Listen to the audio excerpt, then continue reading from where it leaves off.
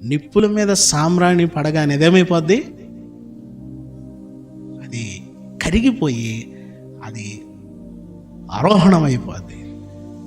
అది మనం ఆగ్రహించినప్పుడు ఎలా ఉంటుంది కదా? మనము దేవునికి ధూపం వేస్తే ఆయన అనాల అలద్దు. సామ్రాణి వేసావనుకో, పోనీ కర్పూరం వెలిగించావనుకో, ఏం చేయాలా? అలా అంటావా? అంటావా? మీకు విషయం తెలుసా? కొంతమంది ప్రార్థన చేస్తుంటే చర్చిలో అందరు నిద్రపోతుంటారు. ఏంటంటే ఆ ధూపం బాగాలేదు. నిజం. ఎందుకంటే ప్రార్థనలో గడిపిన రాత్రులు నాకు తెలుసు. రాత్రులు ఎక్కువ సమయం ప్రార్థనలు గడపడం. అలా కూర్చుంటే కొంతమంది ప్రార్థన చేస్తుంటే అందరి హృదయాలు కూడా మండుతుంటాయి. వాళ్ళు కూడా ప్రార్థన చేస్తారు. ఆ ప్రార్థనకి వాళ్ళు శృతి కలుపుతారు. అవును, నిజమే ప్రభువా అని వాళ్ళ హృదయం, వీళ్ళు ప్రార్థన చేయడం ద్వారా వాళ్ళ హృదయం దేవుని వైపు మరలుతుంటుంది.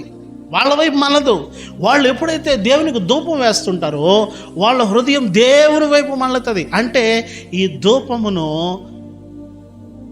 ప్రభువు ఆగ్రహించడమే కాదు, పక్కన వారి మనసులను కూడా ప్రభు వైపునకు తిప్పగలిగేటువంటి హృదయం, అటువంటి ఆరాధన మనల నుండి బయటకు రావాలి. ఉపవాస ప్రార్థనకు వచ్చేవారు, చర్చకు వచ్చేవారు, కొంతమంది మాట్లాడే పదాలు, ప్రభుతో వారు చేసే ఉచ్చారణ ఎంత బాగుంటుంది తెలుసా? నేను చెప్తున్నాను, అది నీకు ఎక్కడికెక్కడ తయారవదు. అది నువ్వు శనివారమే తయారు చేసుకోవాలి.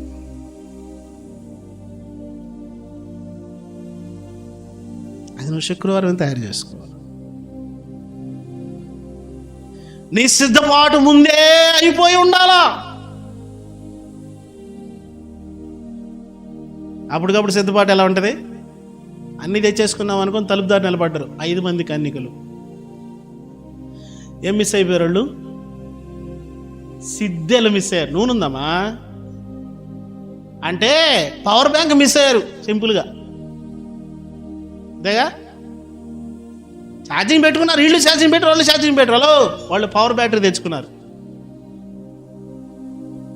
మాకు నూనె అయిపోతుంది, మీ నూనె కొంచెం ఇస్తారా? మీ ఛార్జింగ్ ఇస్తారంటే ఒకటే కేబుల్ ఉంది, మాకు కావాలా?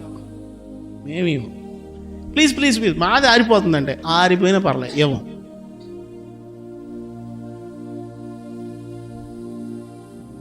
ప్రభునందు ప్రియమైన వాళ్ళరా, అంటే వీళ్ళు వచ్చారు సరైనటువంటి అదరాబదరా పనులు అన్నమాట ఇవి.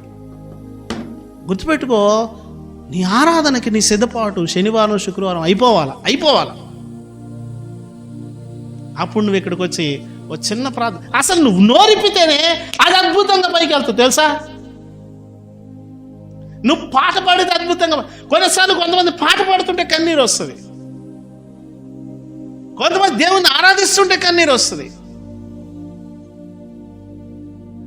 నువ్వు మోకరించడమే నీ ఇంటికి ఆశీర్వాదం అయిపోవాలి.